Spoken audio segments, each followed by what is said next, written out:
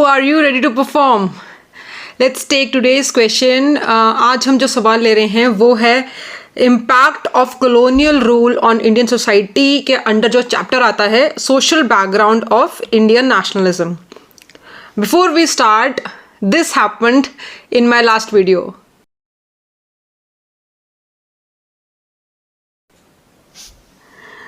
Cute kids. Anyways, let's come back to today's question. 2014 में इस topic में से सवाल पूछा गया है. Social background of Indian nationalism में से जितने भी सवाल पूछे गए हैं वो ये लिस्टेड हैं. तो ज़्यादा सवाल नहीं पूछे गए हैं और जो पूछा गया है वो डायरेक्ट सिलेबस के टॉपिक को ही डिस्कस करने के लिए बोला गया है. तो the question here is discuss the social background of Indian nationalism 2014 और उसके बाद 9 साल हो गए नहीं सवाल आया है. तो how do you handle this question? पहली बात तो आप नेशनलिज्म को डिफाइन करोगे. हमेशा जब भी सवाल शुरू करना है इंट्रोडक्शन में, अगर कोई टर्म है, अगर तो सीधा थिंकर का नाम दे दिया गया है तो आप थिंकर का नाम, उसकी बुक और उसने जो भी थ्योरी क्वेश्चन में पूछी गई है वो आप डायरेक्ट बता दोगे. यहाँ पे डिस्कस बोला गया है. Whenever the word discuss is there you have to talk about different thinkers. अलग अलग थिंकर्स ने इस टॉपिक पे क्या डिस्कशन करी है, क्या उनकी ओपिनियंस रही हैं, क्या उनकी राय रही है, तो वो तो हम बॉडी में डिस्कस करेंगे ही. इंट्रोडक्शन में हमें बात करनी है इंडियन नेशनलिज्म की, and to be specific what is nationalism, what is nation. And इस टर्म को डिफाइन करना इसलिए इंपॉर्टेंट है because this we can not take for granted. Indian nationalism was different from all the other nationalisms in the world. जितना भी nation का concept बाकी countries में उससे डिफरेंट है. और नेशन का कॉन्सेप्ट हम पेपर 1 में भी पढ़ेंगे, पेपर 2 में भी आगे के चैप्टर्स में पढ़ेंगे कि how a nation is different from a state. Nationalism का मतलब क्या होता है? नेशनलिज्म मतलब कि जो लोग हैं उनकी लॉयल्टी है, उनका डिवोशन है towards your common culture, towards your common history. आपकी बैकग्राउंड कॉमन रही है, उस पर अगर आपको प्राइड है, उस पर अगर आपको लॉयल्टी है, आपकी डिवोशन है, that is called nationalism. Indian nationalism is different from the standard definition of nationalism because India कि अगर हम इतने बड़ी कंट्री की बात करें तो यहाँ पे हमारी कभी कोई कॉमन कल्चरल हेरिटेज नहीं रही है. India is divided into multiple hundreds of thousands of small small Nations, small small kingdoms जिनकी कॉमन हिस्ट्री रही है. एक कोई हमारा कॉमन कल्चर नहीं रहा है. गुजरात की लैंग्वेज, गुजरात का कल्चर अलग है कश्मीर से, पंजाब का अलग है हरियाणा से, साउथ में 4-5 स्टेट्स हैं, 5 स्टेट्स हैं, उनका आपस में ही इतना डिफरेंट कल्चर है. तो India as a territory, as a state, it is not a nation.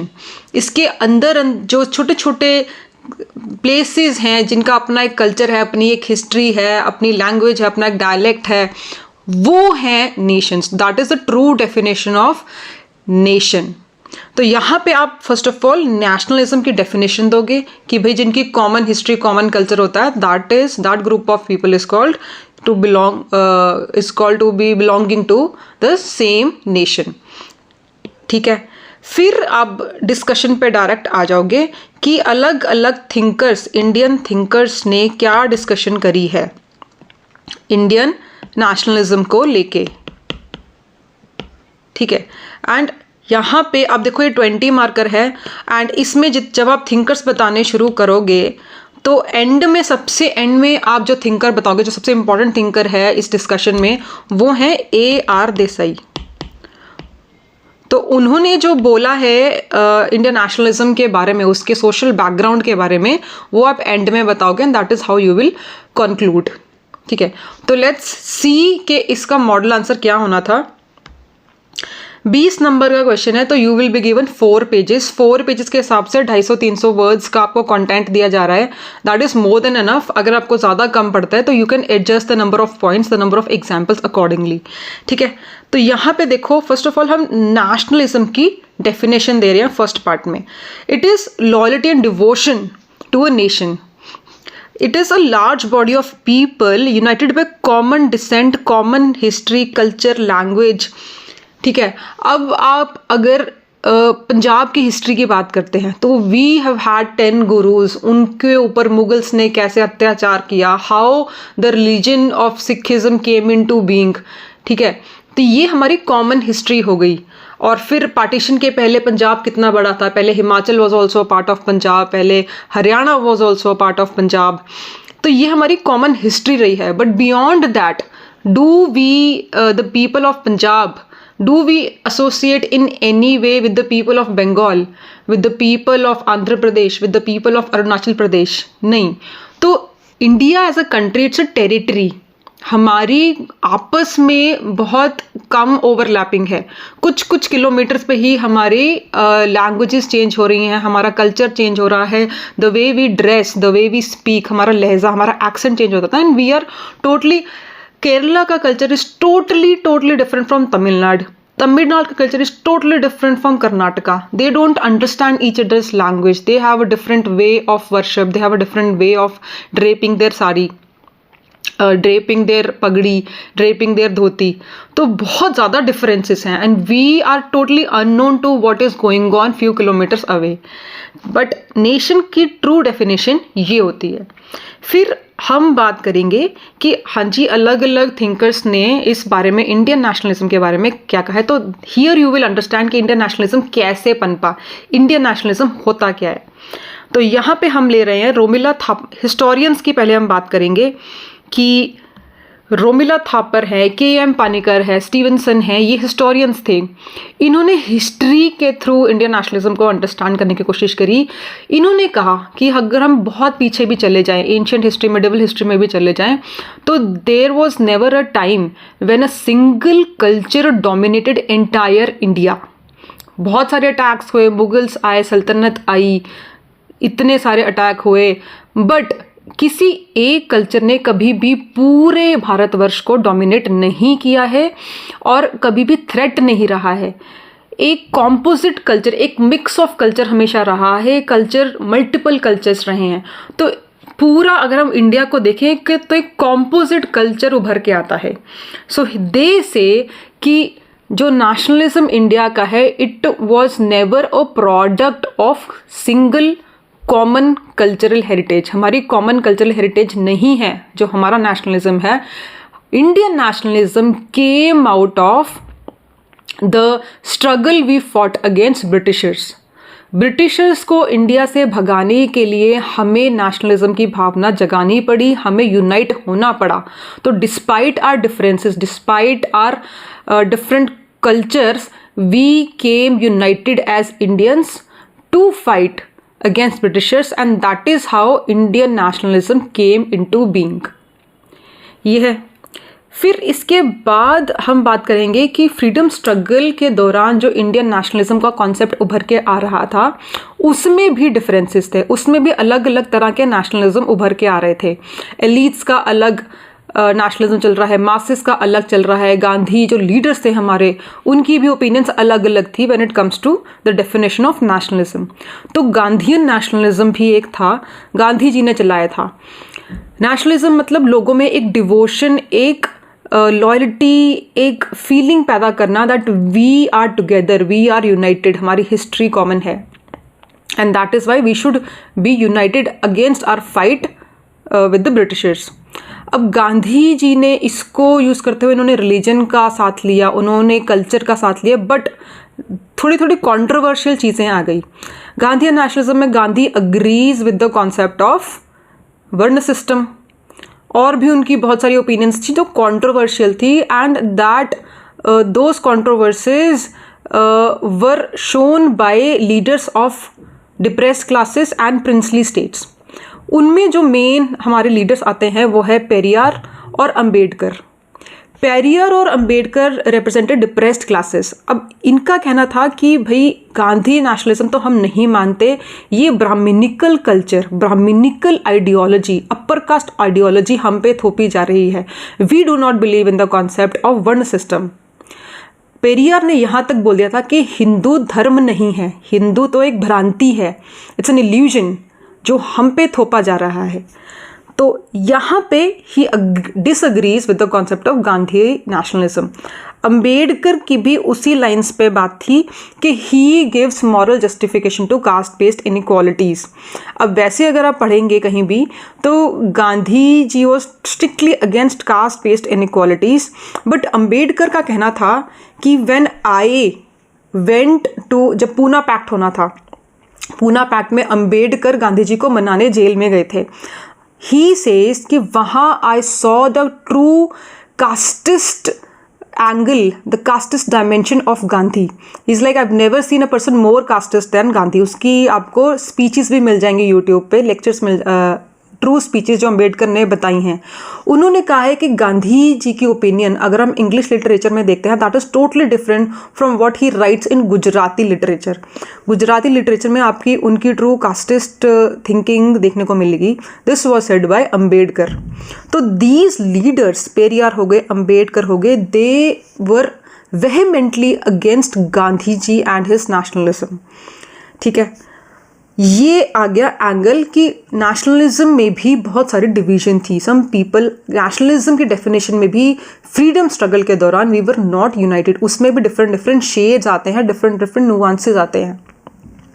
Next हम बात करते हैं कि आज़ादी के बाद जो हमारे नेशनल लीडर्स थे जिन्होंने हमारे देश की कमान संभाली थी, उनके सामने भी एक चैलेंज था कि दो नेशन में भारत ऑलरेडी बट चुका है। The two nation theory has come into being. Britishers have played the trick of divide and rule, and India is been divided into two different countries.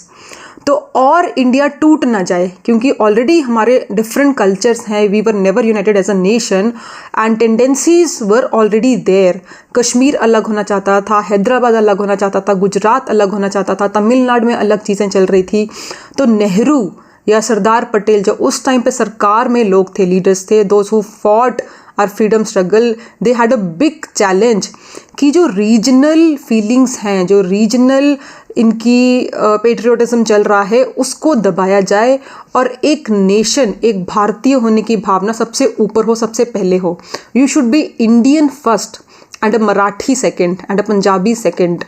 ठीक है, तो इसके लिए या पूरे इंडिया के किंगडम्स में बट ना जाए, बल्कनाइजेशन ना हो जाए, इसके अगेंस्ट लड़ने के लिए इन्होंने इंडियन नेशनलिज्म का एक कॉन्सेप्ट, आर्टिफिशियली क्रिएटेड कॉन्सेप्ट लेके आए। We came with the concept of unity in diversity.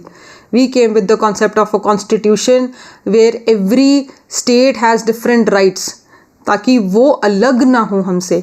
तो this was the kind of nationalism brought by our national leaders post independence. ठीक है, यहाँ पे नेशन स्टेट का कॉन्सेप्ट आया। एंड में अब फोर्थ पॉइंट आप ये लिखेंगे कि सबऑल्टर्न थिंकर्स थे। अब सबऑल्टर्न का मतलब मैं आपको बता चुकी हूँ जब हम थिंकर्स कर रहे थे पेपर 2 के। सबऑल्टर्न मतलब वो थिंकर्स होते हैं जो दबे कुचले लोगों की आवाज़ बनते हैं। पेजेंट्स हो गए, ट्राइबल्स हो गए, दलित्स हो गए, इनकी आवाज़ जो मेन स्ट्रीम में नहीं सुनी जाती है, किसी मास मीडिया में, न्यूज़ में कवर नहीं होती है, किसी कोई बुक, कोई थिंकर इसके बारे में बात नहीं करता है, इनके बारे में, दबे कुचले लोगों के बारे में, ऑप्रेस्ड लोगों के बारे में जो लोग आवाज़ उठाते हैं, those are called subaltern thinkers, subaltern school of thought. इनके मेन थिंकर्स आपके आते हैं David Hardiman and Ranajit Guha. And they say कि भाई Indian nationalism has always been divided into 2 parts. ये कभी एक यूनाइटेड नेशनलिज्म हमारा था ही नहीं। एक हमारा नेशनलिज्म चल रहा था एलीट्स का। रणजीत गुहा और डेविड हार्डमन यहाँ तक बोल चुके हैं कि इंडियन नेशनल कांग्रेस, जिसको अगर आप मॉडर्न हिस्ट्री में पढ़ते हो तो यू बोलते हो कि this was true representative of the masses, कि इसमें अलग अलग रीजन से रिप्रेजेंटेशन थी। Yes, that is true. Religion wise and region wise it was a representative congress। अलग अलग रीजन से अलग अलग रिलीजन के लोग यहाँ पे represented थे। But if you see closely, these were all western educated people। Suit boot वाले लोग थे, वेस्टर्न कल्चर को अपनाते थे, इंग्लिश फराटेदार बोलते थे।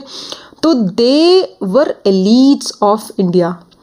ये बाहर पढ़ के आए थे, इनके मासेस से डिस्कनेक्ट था। आपने मॉडरेट्स के बारे में पढ़ा होगा कि मॉडरेट्स का मासेस के साथ डिस्कनेक्ट था। तो जब 1885 में Indian national Congress comes into beef, तो वो मॉडरेट्स की ही लीडरशिप के अंदर आता है। दादा भाई नारोजी हो गए, and these were western educated. तो सबऑल्टर्न थिंकर्स कहते हैं कि भाई इंडिया में जो नेशनलिज्म चल रहा था, इंडियन नेशनल कांग्रेस तो एलीट नेशनलिज्म था। मॉडरेट्स की आपने थिंकिंग भी पढ़ी होगी कि they did not want Britishers to leave outrightly. उनको था कि ब्रिटिशर्स यहाँ पे आए हैं, हमारा भलाई कर रहे हैं, तो हमें उनके साथ थोड़े थोड़े नेगोशिएशंस करनी है, थोड़े थोड़े कॉम्प्रोमाइज़ करने हैं। आउटराइटली हम नहीं चाहते कि ये हमारा कंट्री छोड़ के जाएं। बट इसके against the real nationalism, according to subalterns, the real nationalism was led by the masses who wanted outright इनको निकाला जाए, ब्रिटिशर्स को अभी के अभी निकाला जाए कि भाई ये अभी के अभी निकल जाए, we have nothing to do with the Britishers, हम गुलाम हैं इनके अंडर। तो the movement of masses, it was led by tribals, it was led by peasants, it was led by Dalits. Tribal movement, peasant movements आप बहुत पढ़ेंगे जब आप मॉडर्न हिस्ट्री पढ़ते हैं। स्पेक्ट्रम के पीछे जो टेबल्स दिए हुए हैं ट्राइबल मूवमेंट्स के, वहाँ आप देखिए कि दे एक्चुअली फॉट, बहुत वेहेमेंटली ये लड़े थे ब्रिटिशर्स के अगेंस्ट। तो सब बॉटल थिंकर्स कहते हैं कि रियल नेशनलिज्म तो ये था मासेस का, जहाँ पे ट्राइबल्स आ गए, पेजेंट्स आ गए, दलित्स आ गए। इसके बाद मेन जो थिंकर की बात हम करेंगे AR देसाई के बाद 5th पॉइंट में, कि भाई जो आप टॉपिक पे डिस्कशन करने की बात कर रहे हैं, social background of Indian nationalism, इस पर तो AR देसाई ने किताब भी लिखी हुई है। तो उनकी किताब का नाम आप मेंशन करेंगे, social background of Indian nationalism. And ये क्या कहते हैं, now he being a Marxist, ये मार्क्सिस्ट अप्रोच लगाएंगे इंडियन नेशनलिज्म को समझने के लिए। तो लेक्चर में मैंने 3 पॉइंट्स में इनकी बात करी थी, उसको ही हम समराइज करके briefly according to the word limit of your question यहाँ पे लिखेंगे कि इन्होंने मार्क्स की डायलेक्टिकल अप्रोच फॉलो करी, और इन्होंने बोला कि Indian nationalism it is a modern phenomena, ये हिस्टोरिकल नहीं है, ये हमारी कल्चरल हेरिटेज से नहीं आ रहा है, हमारी एंसेस्ट्री से नहीं आ रहा है, इट्स अ मॉडर्न फिनोमेना जो ब्रिटिशर्स के टाइम पे आया। ठीक है, तो ये बोलते हैं कि ब्रिटिशर्स के टाइम पे जो इन्होंने इकोनॉमिक चेंजेस लेके आए, जो इंडिया में इकोनॉमिक स्ट्रक्चर में चेंजेस आए, जो मटेरियल कंडीशंस में चेंजेस आए, जो हमारा रिलेशन था लैंड के साथ, जो हमारा रिलेशन था इंडस्ट्रीज़ के साथ, उसमें जो चेंजेस आए, because of those changes Indian nationalism पनपता है। तो इकोनॉमिक चेंजेस में आप बात कर लीजिए कि लैंड टैक्स जो था, लैंड रिफॉर्म से लेके आते हैं, ये परमानेंट सेटलमेंट लेके आते हैं, ये कमोडिफिकेशन ऑफ लैंड। इससे पहले फ्यूडल सोसाइटी थी, राजा और प्रजा का कॉन्सेप्ट था, तो प्राइवेट प्रॉपर्टी का कॉन्सेप्ट इतना नहीं था। ब्रिटिशर्स के साथ प्राइवेट प्रॉपर्टी का कॉन्सेप्ट आता है, ब्रिटिशर्स के साथ कमोडिफिकेशन ऑफ एग्रीकल्चर का बात आता है। पहले सब्सिडाइज्ड एग्रीकल्चर प्रैक्टिस किया जाता था, मतलब आप अपने फैमिली के लिए, अपने रिलेटिव्स के लिए ही अनाज उगा रहे हैं, आप ज़्यादा कमर्शलाइज लेवल पे बाहर जाके मार्केट में बेचने का इतना ट्रेंड नहीं था। ये लेके आते हैं कि बाहर बेचिए, मुनाफा कमाइए और फिर उसमें से टैक्स हमें दीजिए। तो इसके लिए परमानेंट सेटलमेंट, रैयतवाड़ी, महलवाड़ी लेके आते हैं, and that is how they change the relationship of a peasant with the land. ये जो इकोनॉमिक स्ट्रक्चर में चेंजेस आते हैं, इससे हमारा ऑपरेशन बढ़ा। बंगाल में जो फेमाइन आया उसमें भी बहुत बड़ा रोल था इन सब चीज़ों का, जो लैंड रिफॉर्म्स हुए हैं। फिर ये कहते हैं कि इंडस्ट्रीज़ के साथ भी जो ब्रिटेन में इंडियन रेवोल्यूशन, इंडस्ट्रियल रेवोल्यूशन चल रहा था, उसका इफेक्ट यहाँ भी पड़ा। यहाँ पे भी mechanisation of agriculture to some extent हुई, कुछ मॉडर्न इंडस्ट्रीज आई, बट वो सिटीज़ में ही आई, और उससे भी हमारा इकोनॉमिक स्ट्रक्चर बिगड़ा। जो हमारी नेटिव इंडस्ट्रीज थी, they were not protected against European industries, हमारे को कोई टैक्स रिडक्शन नहीं मिल रही है। तो because of that we could not stand against the cheap prices. Produced products जो थे उनके चीप प्राइसेस पे थे, उसके अगेंस्ट हमारे नेटिव प्रोडक्ट्स नहीं खड़ पाए। इंडिगो की आपने बात सुनी होगी, मॉडर्न हिस्ट्री में पढ़ेंगे। तो बिकॉज ऑफ दिस जो मटेरियल कंडीशंस के थ्रू हमारा ऑपरेशन होता है, जो इकोनॉमिक कंडीशंस के थ्रू हमारा ऑपरेशन होता है, उसी के कारण we had to come united, we became a class, एक क्लास कॉन्शियसनेस लोगों में जागी, and that is how we fought against Britishers as a nation. फिर ये बोलते हैं कि भाई जो भी चेंजेस आए, यही बात को आपने सेकंड थर्ड पॉइंट में एक्सप्लेन किया है कि जो क्लास कॉन्शियसनेस जागी उसी के थ्रू आपका एक क्लास स्ट्रक्चर बनता है। क्लास का मैंने आपको बार बार कॉन्सेप्ट बताया है कि क्लास मतलब व्हेन यू नो कि हमारे जो रिलेशंस हैं with the means of production, with the industrialists, with the ruling class, वो कॉमन है। वी आर, हमारे oppression as a common social group हो रहा है, and we have to come united to fight for our demands, to fight against our oppression. तब उसको बोलते हैं क्लास कॉन्शियसनेस। जब ट्रेड यूनियंस बनती हैं, trade union is a good example of class consciousness. जब आप एज एन एम्प्लॉयज़, फैक्ट्री के एम्प्लॉयज़ इकट्ठे होके उनको अपनी डिमांड्स, अपने ऑपरेशन की रियलाइजेशन होती है, so they come united to demand their needs against the bourgeois, against the business class. ये पॉइंट हो गया। लास्ट में आप बोलोगे, ए.आर. देसाई ने कहा है कि it was a class movement, it was not a mass movement. तो मासेस में क्या होता है कि you did not come together as masses. Masses के अंडर बहुत सारी क्लासेस थी, क्लास मूवमेंट बोला गया है इसको। क्लास मूवमेंट मतलब एक इंडस्ट्रियल क्लास है, एक एग्रीकल्चर क्लास है, एक आर्टिजन्स की क्लास है, एक मान लीजिए प्रिंसली स्टेट्स में जो थे लोग उनकी क्लास है। तो अलग अलग ग्रुप्स थे, ट्राइबल्स की अलग प्रॉब्लम्स थी, वो अलग। तो ये कहते हैं कि we did not come together as mass, हमारे अंदर बहुत सारे डिविजन्स थी क्लास लेवल पे। तो एग्रीकल्चर जो थे, पेजेंट्स तो जो थे, they were fighting for reduction in land tax, land revenue आप बहुत ले रहे हो। इंडस्ट्रीज वर फाइटिंग, इंडस्ट्रीज में जो प्रेस हो रहे थे वो फाइट कर रहे थे कि नेटिव इंडस्ट्रीज को एक प्रोटेक्शन दी जाए। आर्टिजन्स भी मांग रहे हैं कि हमें प्रोटेक्शन दी जाए। तो ये जो बीच बीच में मासेस के बीच में जो ग्रुप्स थे, क्लासेस थी, they were fighting for their own interests, for their own demands. तो दे वर नॉट टुगेदर, इनकी आपस में समझौता था कि ठीक है हम कुछ देर के लिए आ जाते हैं, अलायंसेस थे। We were not together as mass, as Indians, as a nation. तो this was said by A R. Desai, Marxist approach से वो समझने की कोशिश कर रहे हैं। तो एंड में इन्होंने बोला कि because it was a class movement, सब अपने अपने मतलब के लिए, अपने अपने इंटरेस्ट के लिए लड़ रहे थे, इसीलिए आज़ादी के बाद क्या होता है, it just led to transfer from external colonisers to internal colonisers. पहले गोरे हम पे रूल कर रहे थे, अब हमारे इंडियंस ही हम पे रूल कर रहे हैं with the same level of operation. Colonised हम अब भी हैं, ये कहना है इनका। कैसे? जब डेमोक्रेसी आती है, डे वन से we become a democracy, but जहाँ इतनी पॉवर्टी है, जहाँ इतनी इलिटरेसी है, जहाँ एजुकेशन नहीं है, जहाँ इतनी ज़्यादा स्ट्रैटिफिकेशन है सोसाइटी में, कास्ट के बेसिस पे, रिलीजन के बेसिस पे, पेट्रियार्की के बेसिस पे, इतनी डिवाइडेड सोसाइटी में आप डे वन डेमोक्रेसी लेके आ रहे हैं, where people don't know what is universal adult franchise. What do you mean by one person one vote? Vote करना कैसे होता है, किस पैरामीटर्स पे वोट करना चाहिए, क्या अगर मैं अपर कास्ट के बंदे को वोट नहीं करता और अपनी कास्ट के इंसान को वोट करता हूँ, तो क्या मेरा कास्ट डिस्क्रिमिनेशन बढ़ेगा नहीं? क्या ऑपरेशन बढ़ेगा नहीं? कल को मेरे को पीट के जाएंगे कि आपने हमें वोट क्यों नहीं किया, ठाकुर साहब को वोट क्यों नहीं किया? तो ये जो डर है स्ट्रैटिफाइड सोसाइटी में, इस डर को पहले निकालना चाहिए था, एक सोशल मूवमेंट चलना चाहिए था, सोशल रिफॉर्म्स चलने चाहिए थे। उस अवेयरनेस, उस डिग्निटी के बाद ही आप अपने डेमोक्रेटिक वैल्यू समझते हैं as a citizen of India. आज की तारीख में भी राइट टू वोट की अंडरस्टैंडिंग लोगों को, आम लोगों को गांव में नहीं है।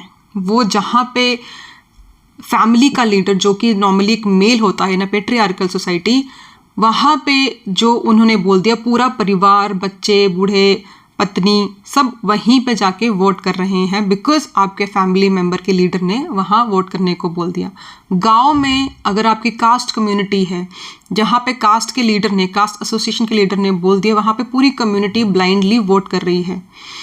गांव में अगर सरपंच है या उसका दबदबा है या एक डोमिनेटिंग कास्ट है और उनके पास मसल पार है कि पूरे गांव के सब लोग अगर यहाँ वोट नहीं करेंगे तो you will see the consequences. तो डर की भावना, ये जो आपको एजुकेट करना था लोगों को, वो आप नहीं कर पाए। डेमोक्रेसी आप ले आए, डेमोक्रेटिक वैल्यूज नहीं लेके आ पाए।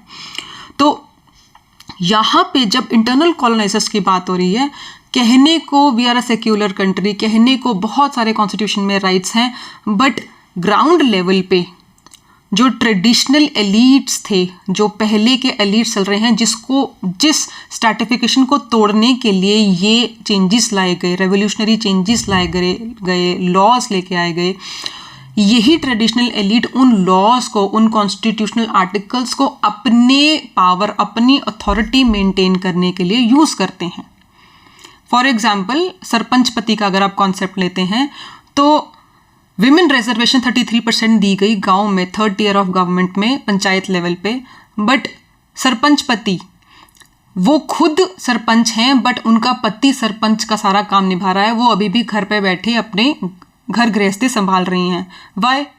बिकॉज उनको उस लेवल का कॉन्फिडेंस, उनको उस लेवल की डिग्निटी, उनको उस लेवल की एजुकेशन नहीं दी गई where she can handle things on our own. And पति भी इंस्टेड ऑफ एजुकेटिंग हर, वो उनको घर पे ही बैठा रहे हैं and he is handling all her roles. ठीक है, तो this is how traditional level पे जो पावर स्ट्रक्चर चेंज ही नहीं हुआ। डेमोक्रेसी आ गई, बड़ी बड़ी वैल्यूज आ गई, मॉडर्न थॉट्स आ गए, बट वो ग्राउंड लेवल पे इम्प्लीमेंट नहीं हुए। That is why R Desai कहते हैं कि भाई it was just, Indian independence was just a transfer of power from colonial rulers to Indian rulers, कि एक्सटर्नल कॉलोनाइजर्स से हम इंडियन कॉलोनाइजर्स पे आ चुके हैं, इंटरनल कॉलोनाइजर्स पे आ चुके हैं। तो this is how you will conclude your answer. 308 words का ये आपको मैंने आंसर, मॉडल आंसर दिखाया है। इसको यू कैन मॉडिफाई अकॉर्डिंगली। जितने आप एक पेज में जितने वर्ड्स भरते हैं, नॉर्मली 60 to 80 वर्ड्स होते हैं। 60 वर्ड्स अगर आपकी हैंडराइटिंग बहुत बड़ी है, बट 70 to 80 वर्ड्स आप एक पेज में भरते हैं। 4 पेज दिए जा रहे हैं तो 280 से 300 वर्ड्स में आपका आंसर कंप्लीट हो जाना चाहिए with true justification to what is being asked in the question. ठीक है, so that is it for today. Let's meet again with another video. Thank you.